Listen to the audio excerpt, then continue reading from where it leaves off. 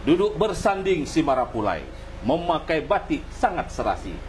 Jumpa lagi di Bual-Bual Santai, obrolan cerdas, menginspirasi. Assalamualaikum warahmatullahi wabarakatuh. Sahabat TNN, jumpa lagi kita di program Bual-Bual Santai, obrolan yang mencerdaskan dan memberi inspirasi. Dan kali ini kita akan berbincang-bincang dengan seorang narasumber, seorang tokoh. Ini sebenarnya teman lama saya. Dulu kita sering juga bual-bual, tapi ada bedanya. Kalau dulu beliau ini tugasnya di Dinas Ketahanan Pangan. Sekarang sudah pindah ke Badan Pendapatan Daerah atau Bapenda. Dan dulu titelnya belum doktor. Kalau sekarang dia sudah dokter. Siapa dia? Bang Alek Kurniawan, Pak Doktor. Oke, jadi hari ini kita bersama Pak Doktor Alek Kurniawan MSI. Kita akan bahas tentang pendapatan daerah. Ini kan sudah awal tahun 2025. Ya. Kebetulan ini kita syuting nih di awal tahun, tanggal 1 Januari 2025. Jadi kita ingin tahulah sepanjang tahun 2024 itu bagaimana dengan pendapatan Kota Pekanbaru? Saya dengar-dengar melebihi target. Alhamdulillah. Ya, baik Bang Saud. Jadi untuk Kota Pekanbaru kita tahu bahwasanya untuk kita belanja untuk pembangunan itu yang kita butuhkan kan secara garis besar ada dua macam pendapatan. Pertama, pendapatan itu ada dua macam, ada pendapatan asli daerah dan juga ada pendapatan transfer. Nah, mungkin saat ini kita fokus berbicara pendapatan asli daerah, terutama dari sektor pajak daerah tentunya. Alhamdulillah hari ini selama tahun 2024 yang Bang Saud sampaikan tadi, hari ini tanggal 1 Januari 2025 ya. Jadi pertama kita mungkin tatap tahun 2025 ini untuk lebih baik lagi, ya kan. Jadi berbicara pendapatan asli daerah terutama pajak daerah di tahun 2024 kita mencapai angka yang sangat luar biasa dengan jumlah pencapaian kita sebesar lebih kurang 822 miliar atau setara lebih kurang dengan 97% dari target yang ditetapkan. Jadi kalau dibilang masih kurang 3%, tapi dari 11 objek pajak daerah itu 9 objek pajak daerah itu tercapai lebih dari 100%, malahan ada yang capaiannya di atas 500%. Dan yang dua lagi itu juga pencapaiannya juga cukup luar biasa di atas 90%. Jadi ini juga hal yang luar biasa. Dan pertama-tama tentu saya mengucapkan terima kasih kepada seluruh masyarakat Kota Pekanbaru dan kawan-kawan dari OPD-OPD lain, terutama juga teman-teman saya di Bapenda yang terus bekerja keras bagaimana target yang telah diberikan atau ditetapkan di dalam pajak daerah bisa kami capai selama tahun 2024. Itu kalau dari kategorinya yang paling besar apa yang berhasil diraih? Jadi gini, kita pemerintah Kota Pekanbaru dalam hal ini Bapenda, kita ada 11 objek pajak sesuai dengan Undang-Undang 1 2022 tentang HKPD. Pemerintah kabupaten kota itu mengelola 11 objek pajak daerah. 11 objek pajak. Jadi dari 11 objek pajak daerah ini ada yang pencapaiannya di atas 100 miliar. Itu seperti PBJT listrik, PBJT makanan dan minuman, terus juga BPHTB, terus juga PBBP 2. Itu realisasinya di atas 100 miliaran lebih lah. Malahan seperti BPHTB itu kita pencapaian kita 200 miliar lebih tahun 2024. PBB itu 170-an miliar. Terus PBJT listrik lebih kurang 160 miliar. PBJT makan minuman itu 127 miliar lebih. Nah, itulah yang pencapaian tinggi-tinggi. Terus di bawah itu ada PBJT hotel 60-an miliar lebih. Terus juga ada pajak reklame yang hampir mencapai angka 40 miliar. Besar juga ya. Terus pajak air tanah, terus ada juga pajak parkir, ada juga pajak sarang burung walet, ada juga pajak minerba, dan juga ada ya itulah lebih kurang 11 objek pajak yang kita kelola tentunya oleh Bapenda Kota Pekanbaru. Dan alhamdulillah memang pencapaiannya sangat luar biasa. Inilah berkat kerjasama tim di Bapenda, dan yang paling utama tentunya partisipasi masyarakat Kota Pekanbaru. Karena bagaimanapun uang pajak ini masuk langsung ke kas daerah dan digunakan langsung secara langsung untuk pembangunan Kota Pekanbaru. Oke. Nah, di tahun 2024 itu kira-kira apa yang masih menjadi hambatan dalam upaya Bapenda ini untuk mengumpulkan pajak daerah? Apa yang kendala masih ditemui kira-kira? Jadi yang namanya pekerjaan ataupun hal-hal tentu pasti ada kendala-kendala yang kita hadapi. Jadi kami di Bapenda ini punya tagline yaitu kemudahan dan kemurahan. Ini penting. Tagline-nya kan kemudahan dan kemurahan. Makanya untuk menghadapi kendala-kendala itu, kendalanya juga cukup banyak. Seperti juga mungkin masih ada partisipasi masyarakat yang juga masih rendah, ya kan. Juga ada pola-pola pikir masyarakat yang menganggap pajak ini kapan mereka butuh aja bayar. Padahal kan pajak ini kan dibutuhkan untuk membangun Kota Pekanbaru. Makanya kita punya tagline kemudahan dan kemurahan. Kemudahan, apa itu kemudahan? Ya kita berikan kemudahan terutama dalam hal pelayanan. Terus kita perbaiki pelayanan-pelayanan kita, infrastruktur untuk ini, dan juga masyarakat dimudahkan, gitu kan. Contohnya juga kita punya inovasi yang kita beri nama Lapak Darling. Lapak Darling. Ini salah satu inovasinya. Istilahnya itu agak-agak gimana gitu ya. Salah satu inovasi kita dari. Panjangannya apa dulu? Lapak Darling itu layanan pajak daerah keliling. Jadi kita turun langsung ke masyarakat untuk menjemput masyarakat membayar pajak ini. Seperti kita turun ke perumahan-perumahan, ke lokasi-lokasi masyarakat, dan juga setiap minggu pagi kita bergabung di arena Car Free Day. Itulah kita beri nama Lapak Darling. Ini salah satu nih contoh kemudahan. Di samping juga kita memperbaiki infrastruktur. Dan tahun ini juga kita terus benahi juga kemudahan. Misalnya dulu kantor UPT kita gabung dengan kantor kecamatan, cuman ruangan kecil, pegawainya sampai dengan 60-an orang, 70-an orang, kita cuman ada ruangan kecil di kantor camat. Ini juga kita perbaiki tahun ini. Alhamdulillah sudah selesai, kita membangun satu kantor UPT yang di Jalan Sumatera. Nanti insya Allah 2025 ini kita operasionalkan. Itulah kemudahan-kemudahan kita. Kemurahan itu apa?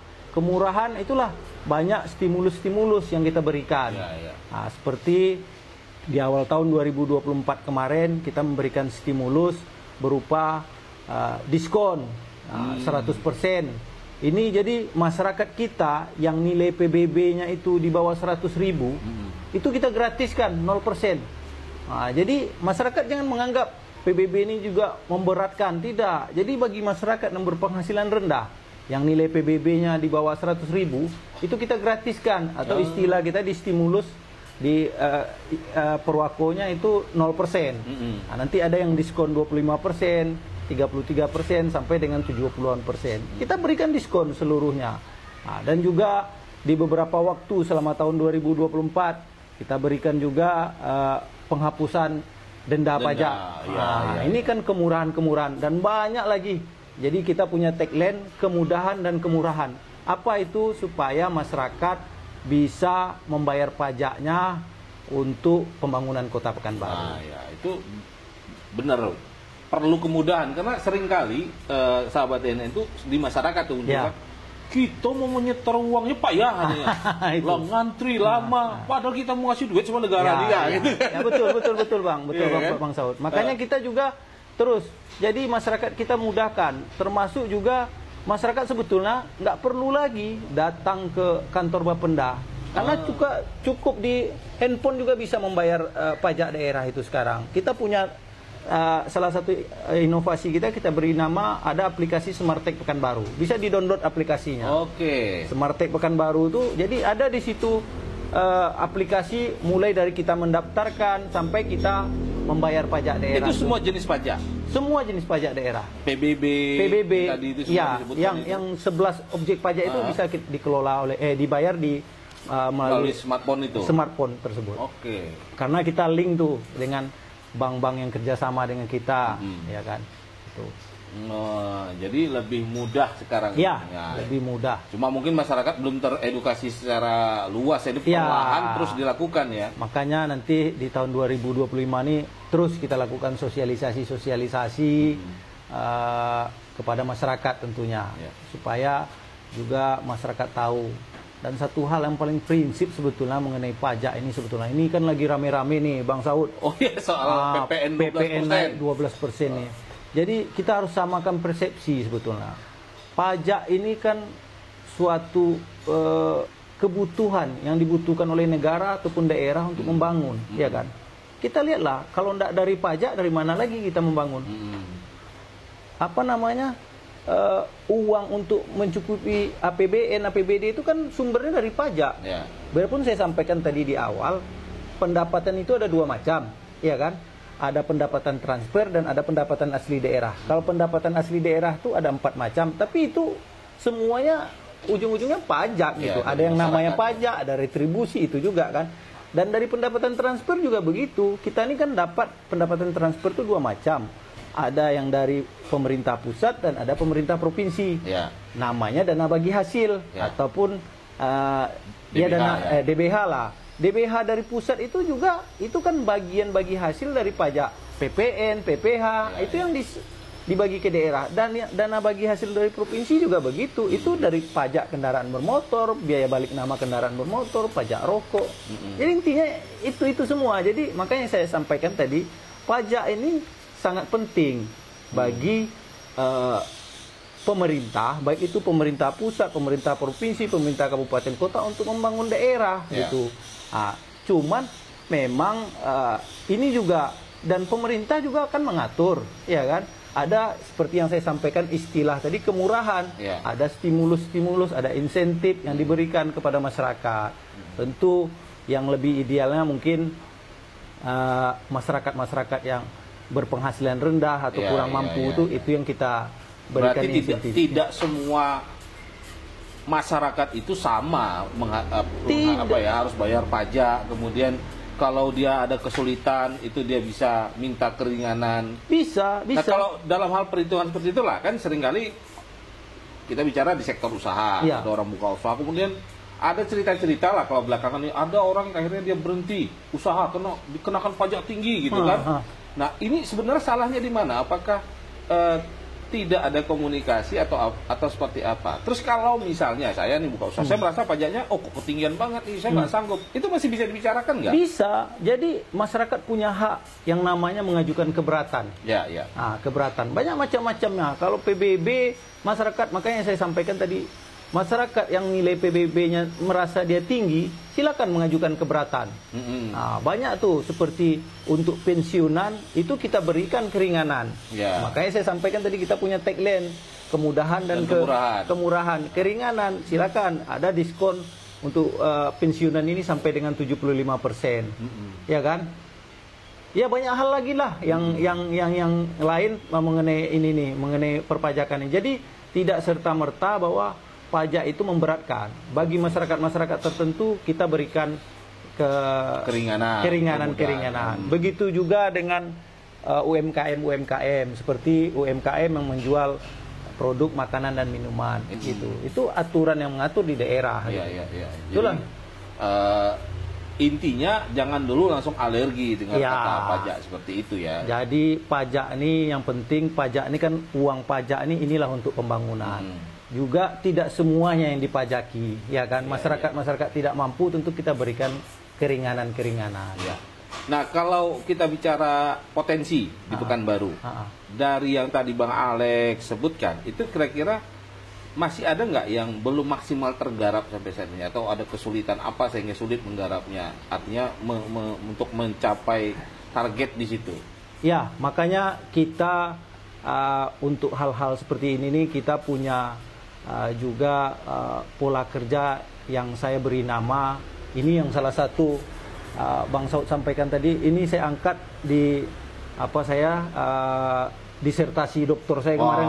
Ini saya angkat nih dengan kita beri nama inovasinya IED, IED. Nah, intensifikasi, ekstensifikasi, dan digitalisasi. Ah. Jadi melalui pola-pola inilah kita melakukan intensifikasi. Tentu bagaimana hal-hal yang selama ini belum tergali kita gali kembali, ya kan. Terus juga melalui ekstensifikasi. Ekstensifikasi ini kita kan memperluas. Bisa saja kita menambah objek-objek pajak baru karena kita lihat ini seperti di PBB. Bisa kita lakukan penilaian individual. Misalnya beberapa tahun yang lalu bangunan atau objek pajak itu tuh dia masih kecil, ya kan? Tahu-tahu sekarang sudah dibangun. Nah, itu kita lakukan penilaian individual supaya juga meningkatkan kan? Dan digitalisasi. Digitalisasi inilah seperti kita lakukan ya pola-pola digitalisasi lah. Jadi masyarakat tidak perlu repot-repot lagi, lebih transparan digitalisasi ini kan, supaya juga nantinya nggak ada fitnah ke kita, ke pemerintah, ya kan. Karena beranggapan transaksi dengan uang tunai ini nanti fitnahnya ada pungli, ada macam-macam kan di situ. Maka kita dorong. Ya, itu kan seringkali jadi semacam apa ya, alasan masyarakat, dalih masyarakat. Kita bayar pajak nanti bocor juga gitu kan. Nah, itu salah satunya tadi yang Bang Ale katakan dengan digitalisasi mengurangi potensi itu ya. Iya. Jadi sebetulnya kita di Bapenda ini udah 100% kita lakukan digitalisasi. Jadi masyarakat nggak perlu ragu lagi. Nggak ada uang masyarakat tersebut yang bocor ke kita. Ya kan? Ke oknum petugas lah gitu. Nggak ada. Makanya saya dorong wajib pajak masyarakat, ayo bayar pajak langsung ke bank. Bank masuk di rekening kas umum daerah, nanti sudah masuk di rekening kas umum daerah, bukan OPD Bapenda lagi yang mengelola uang tersebut, sudah menjadi ranahnya BUD, Badan Pengelola Keuangan dan Aset Daerah. Mereka yang mengelola uang masuk tersebut. Jadi nggak ada campur tangan kami lagi di situ. Jadi masyarakat nggak perlu ragu. Makanya kita dorong masyarakat, ayo bertransaksi pajak dengan non tunai, jangan tunai lagi, ya kan? Itu mengurangi potensi tadi ya. Potensi. Karena bisa saja dia, ya dulu kan kasus-kasusnya seperti itu, ada ya namanya manusia petugas kan dibayar terus ya dengan bermacam dalih jadinya tidak masuk ke kas daerah gitu. Tapi sekarang dengan adanya digitalisasi transaksi yang non tunai, itu boleh dibilang hampir tidak ada potensi lah ya untuk penyelewengan di oknumnya, di manusianya gitu ya. Langsung masuk ke kas daerah. Betul gitu Bang. Nah, ini luar biasa terobosannya ini. Nah, kalau yang belum tergarap ada nggak yang kita belum, tapi di daerah lain ada gitu misalnya? Jadi gini, kalau pajak daerah ini kan secara substansi kita sudah diatur oleh undang-undang, Bang. Betul. Undang-undang nomor 1 2022 dan kita punya Permendagri 35 tahun 2023 serta kita sudah sahkan juga Perda nomor 1 kita 2024 tentang pajak dan retribusi daerah. Jadi pemerintah daerah kabupaten kota itu bisa mengelola ada 11 objek pajak. Tapi nanti mulai 2025 ini ditambah 2 lagi. Ada yang namanya option. Itu yang di STNK ya? Ya, option pajak kendaraan bermotor dan option biaya balik nama kendaraan bermotor. Jadi mulai 2 Januari 2025 nanti. Tapi selama ini kita mengelola 11 pajak daerah dan itulah substansi yang bisa kita kelola. Tentu dengan kita melakukan penggalian objek-objek pajak baru terhadap yang 11 objek pajak ini. Terus kita lakukan sosialisasi. Jadi kita pendataan, misalnya contohnya ada baru buka nih, misalnya kafe-kafe baru buka, kita turun, kita dorong masyarakat, ayo daftar, digitalisasi melalui digital, nanti kita terbitkan MPWPD mereka, nomor pokok wajib pajak daerah mereka, dan nanti setiap bulan mereka bisa langsung membayar pajak mereka melalui bank secara online. Jadi dalam arti kata semua potensi saat ini terus diupayakan. Berarti kalau nambah tadi 2 objek tadi itu targetnya bisa nambah dong di tahun 2025. Insya Allah. Jadi di APBD 2025 ini realisasi kita di 2024 ini kan 822 miliar tuh. Ya, itu kalau dibanding tahun sebelumnya meningkat berapa persen? Lebih kurang 40 miliar. 40 miliar meningkat dibanding tahun 2023. Ya, jadi kalau di persentase hampir 5%. Sementara pertumbuhan ekonomi di Kota Pekanbaru ini menurut data BPS itu cuma 3,5%. Berarti kita di atas pertumbuhan ekonomi lah kan gitu. Pertumbuhan pendapatan pajaknya Ya, di atas pertumbuhan ekonomi. ya. Ya, jadi wah ini kopi. Ini mantap nih. Wah. Pakai kopi nih. Wah. Makasih ya. Ya. Jadi sahabat Enet, ini kopi khas apa kopi? Apa kopi? Oke. Jadi jangan sembarang nanya juga di mana ya kan? Apa nama kedai kopinya? Apa?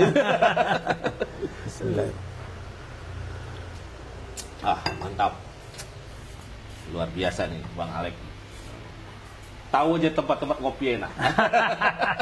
Jadi kalau bincang-bincang santai kan lebih enak kan kita. Oh iya, harus sambil ngopi. Di kedai kopi ya Bang ya. Betul. Sambil bercerita bagaimana Kota Pekanbaru nih supaya lebih baik lagi. Lebih baik, itu harapan kita begitu. Ya. Dengan ada pajak yang berhasil kita dihimpun, lalu bisa untuk pembangunan kan. Itu sebenarnya harapannya kan begitu. Memang uang pajak inilah yang sebetulnya yang bisa kita kita lakukan inovasi-inovasi untuk membangun Kota Pekanbaru nih. Makanya kita berharap di tahun 2025 ini target kita 1 triliun lebih, ya kan, 1,3 triliun dari sektor. 2025 targetnya 1 triliun lebih dari sektor pajak daerah saja. Jadi ya dari 800 yang 2024 ini kita targetkan 1 triliun lebih. 1 triliun lebih. Ya, kan? Ya wajar lah, tadi ada penambahan objek pajak yang baru. Kan Pekanbaru ini termasuk daerah yang sarana transportasinya atau unit transportasinya cukup besar juga. Cukup besar, cukup banyak Bang. Makanya dengan undang-undang baru ini ada penambahan option ini, kita sebetulnya yang paling diuntungkan. Makanya kita berharap cepat ini bisa direalisasikan ya kan oleh pemerintah provinsi supaya kita juga cepat bergerak ya kan. Karena uangnya setiap hari masuk tuh, setiap orang bayar pajak kendaraan langsung masuk nanti itu uangnya ke kas daerah kita di split kan. 66% bagian jatah pemerintah kabupaten kota. 34% untuk pemerintah provinsi. Kalau untuk program-program pengampunan atau pemutihan, itu apakah setiap tahun atau lihat situasi itu? Ya, jadi kita secara undang-undang, secara regulasi dibenarkan kita kapan kita pengen mengajukan keringanan tadi, ya kan? Itu yang saya bilang tagline kami kan kemudahan keringanan tadi kan, kemudahan dan kemurahan tadi. Nah, kemurahan ini ya kapan kita melihat tren di masyarakat, ya kan? Kita lihat tren di masyarakat nih, animo masyarakat untuk membayar pajak masyarakat tinggi, supaya lebih tinggi lagi kita dorong. Ini ada penghapusan denda nih, ayo masyarakat. Tentu kan ada hal-hal yang positif bagi masyarakat kan, itu berkurang. Biasanya tagihan pajaknya misalnya 10 juta, dengan ada penghapusan denda mungkin hilang 2 juta kan, mereka tinggal bayar 8 juta lagi. Iya. Jadi tetap dia punya semangat untuk membayar gitu. Iya, betul Bang. Tapi tetap disesuaikan dengan kondisi masyarakatnya sendiri lah ya. Iya, betul Bang. Karena tadi kalau memang ya namanya ekonomi masyarakat kan nggak nentu juga ya. Iya, betul Bang. Dan itu pemerintah tetap mempertimbangkan hal-hal seperti itu. Tetap, pasti. Makanya faktor ekonomi masyarakat, faktor masyarakat berpenghasilan rendah, ini jadi pertimbangan kita kepala daerah. Dan kita selaku OPD teknis tentu memberikan pertimbangan ini kepada kepala daerah untuk mengambil keputusan ini, karena ini juga merupakan keputusan strategis dan juga bisa jadi ini keputusan politis, ya kan. Kalau untuk di kalangan pengusaha gitu ya, itu masih banyak yang bandel nggak? Wah, iya, makanya masih ada lah, ya kan. Makanya kita dorong juga dunia usaha ini di Kota Pekanbaru, ayolah kita kan. Itu ada mekanisme sanksi gitu. Kalau misalnya adalah satu perusahaan atau pengusaha yang ngemplang pajak ya istilahnya itu ya, atau tidak patuh untuk bayar lalu melakukan manipulasi data gitu. Iya, itu ada sanksi pidana atau seperti apa? Iya, sebetulnya sekarang ini secara sanksi pidana belum ada. Kita baru bisa memberikan sanksi-sanksi secara sosial, administratif, dan kita sudah menuju ke arah sana. 2024 ini kita sudah bekerja sama dengan Kejaksaan Negeri dengan bidang datun untuk melakukan penagihan-penagihan terhadap tagihan-tagihan pajak, terutama yang besar-besar nih, ya kan? Yang besar-besar, yang banyak-banyak dunia usaha, itu kita minta pendampingan dari Kejaksaan Negeri untuk mereka ikut. Dan itu efeknya sangat luar biasa, karena dari seperti itu akhirnya wajib pajak ini patuh, dia mau melunasi pajaknya gitu. Nah ini kan kewajiban mereka. Iya ya. dong, harus yang perusahaan-perusahaan Iya. yang sebenarnya mereka banyak uang tapi enggan bayar pajak, itu kan harus dipaksa. Itu yang kita Karena gini, ada juga akhirnya muncul dari masyarakat, masuk kami yang kecil-kecil aja nih yang ditarik ini, itu yang besar-besar selusuh aja dah. Kan? Makanya kita kan saya sampaikan tadi, untuk masyarakat berpenghasilan rendah nih seperti PBB itu, untuk PBB ya, ini kita berikan diskon 100%, mereka tidak perlu lagi. Jadi masyarakat yang bilang mereka tuh susah, penghasilannya kecil, kalau mereka dikenakan pajak itu nggak benar tuh. Kita bisa buktikan pajak apa yang mereka dikenakan mereka dari sektor PBB, kita gratiskan kok. Cuma mereka nggak lapor aja barangkali gitu. Itulah kadang masyarakat ini kan dia seperti ini kebiasaan kita. Karena tidak datang tagihan pajak, tapi kita tetap terbitkan, SPPT-nya tetap terbitkan. Jadi mereka tidak datang tagihan pajak yang 0% itu mereka bilang mereka tidak ada kewajiban. Sebetulnya mereka ada kewajiban, cuman digratiskan oleh pemerintah. Nah, begitu juga misalnya dunia usaha yang buka jasa makanan minuman atau kedai-kedai kopi yang nilai omsetnya di bawah 15 juta per bulannya, itu juga kita gratiskan. Jadi nggak benar gitu. Jadi sebetulnya masyarakat ini saja yang menganggap ada dibeda-bedakan gitu. Dan seperti yang kita kerjasama dengan Kejaksaan Negeri tadi, itu saya kategorikan mana yang besar-besar tagihan pajaknya, itu yang saya dorong. Dikejar. Iya, gitu. Dan efeknya sangat luar biasa. Itu terjadi peningkatan tagihan pajak kita setiap tahunnya. Gitu. Itu kalau sanksi yang sekarang diterapkan, apakah misalnya pencabutan izin, itu ada nggak ya sudah sampai? Ya, ini makanya nanti kita akan menuju ke arah sana. Selama 2024 itu kita baru melakukan sanksi-sanksi seperti minta bekerja sama dengan Kejaksaan Negeri, ataupun kita melakukan turun ke lapangan dengan menempel mereka. Oh iya. Kan udah banyak tuh. Itu setidaknya sanksi moral lah ya. Iya, banyak tuh di media sosial Bapenda bisa dilihat tuh, misal objek pajak ini kita tempeli, mereka tidak membayar pajak. Reklame juga banyak seperti itu kita lakukan. Tapi juga ada kadang yang wajib pajak ini sudah kita tempeli gitu kan, nanti Bang Saud kita pulang dicopotinya. Besok saya bilang sama tim saya lagi, anggota saya, tempeli lagi sampai mereka berulang-ulang. Gitu. Biar dia ini, tapi memang kadang itulah tadi oknum ya mungkin ya. Pengusaha-pengusaha kita ini banyak juga yang kadang agak bandel ya kan. Jadi biar ditempeli, besok dicopotnya juga. Seperti reklame itu, ada yang saya copot kan apanya, vinilnya, merek reklame komersilnya, saya copot, besok dipasang lagi, saya copot lagi.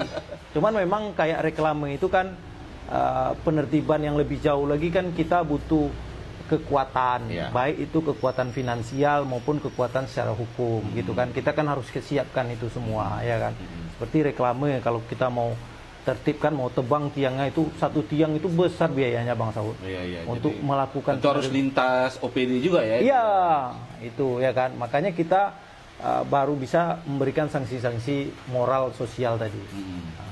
Tapi itu cukup lumayan ya, ampuh ya, sehingga bisa luar biasa, luar biasa. Karena bagaimanapun kita berikan seperti itu kan, masyarakat juga wajib pajak ini juga dia gampang juga dia kan. Ini Pak kabar ini tiap hari kayak gini. Malahan saya kayak pajak reklame, pajak restoran tuh Bang Saud, saya yang turun langsung. Bisa dilihat di media sosial. Saya yang turun langsung. Saya bilang ini buka, saya bilang. Saya pernah lihat beritanya. Langsung dipimpin oleh Kepala Bapenda. Supaya nanti kita dibilang juga sudah bekerja kita seperti itu, dibilang juga kita nggak bekerja tebang pilih gitu. Nggak ada, kita ini mana yang taat bayar pajak, tentu kita berikan apresiasi. Dan juga apresiasi juga kita berikan setiap tahun tuh. Seperti 2024 ini bagi wajib pajak PBB itu yang bayar PBB-nya tepat waktu, bayar PBB-nya bagus. Itu hadiah utamanya tahun ini kita berangkatkan umroh, mereka ada 4 orang tahun ini.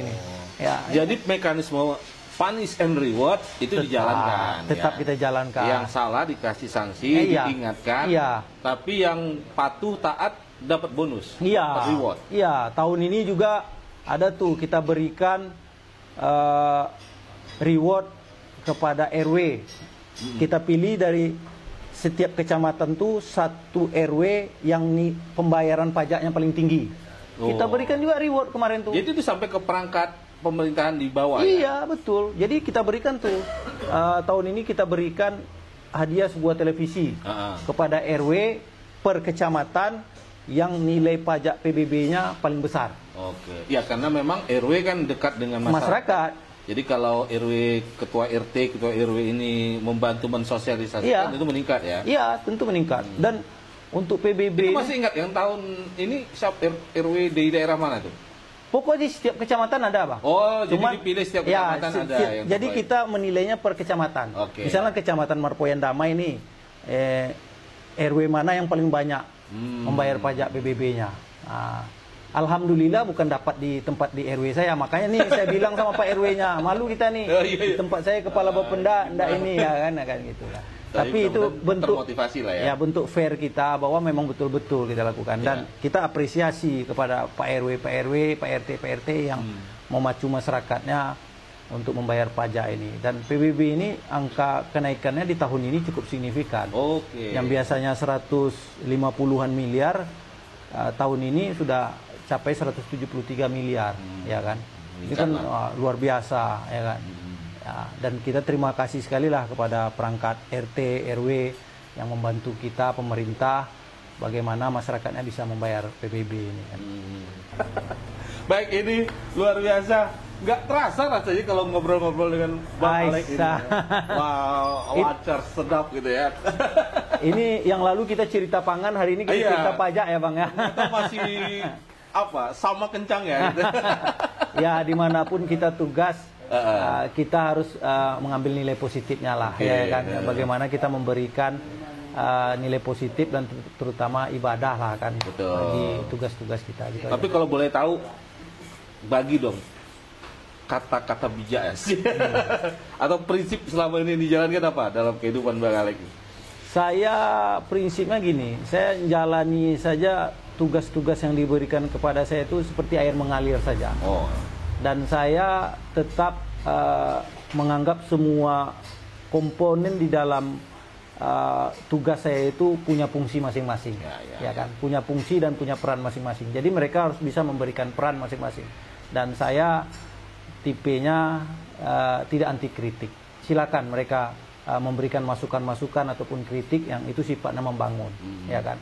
Karena kalau kita tidak dikritik orang, kita nggak tahu kelemahan-kelemahan kita. Gitu.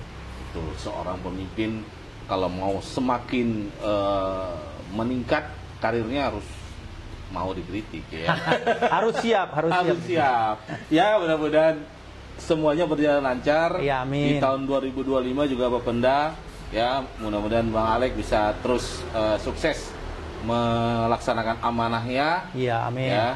Baik, sahabat TNN, demikian bual-bual santai kita bersama Bang Alek Kurniawan MSI. Ya, mudah-mudahan lain waktu kita bisa ngobrol-ngobrol bual-bual lagi. Sampai jumpa lagi. Assalamualaikum warahmatullahi wabarakatuh. Waalaikumsalam warahmatullahi wabarakatuh. Terima kasih Bang Saud.